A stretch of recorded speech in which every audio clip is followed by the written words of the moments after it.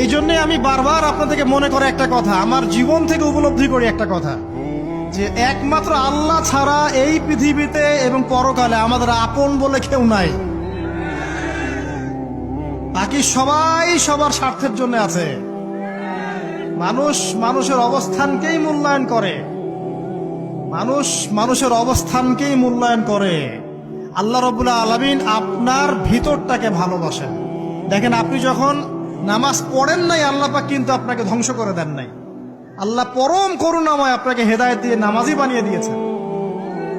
জীবন অনেক পাপ করেছেন, ইনস্ট্যান্ট আল্লাহ পাক শাস্তি দিতে পারতেন, আল্লাহ পাক দেন নাই। আল্লাহ আপনাকে ভালোবাসেন, আল্লাহ আমাকে ভালোবাসেন। আল্লাহ পাকের এই ভালোবাসার ঋণটা শোধ করার জন্য হলেও নামাজি হয়ে যান, আল্লাহর পথে ফিরে আসেন, দিনের জন্য কিছু করেন, দিনের ফিকির করেন, পড়াশোনা করেন। প্রিয় ভাইরা, আল্লাহ পাক তৌফিক দান করুন।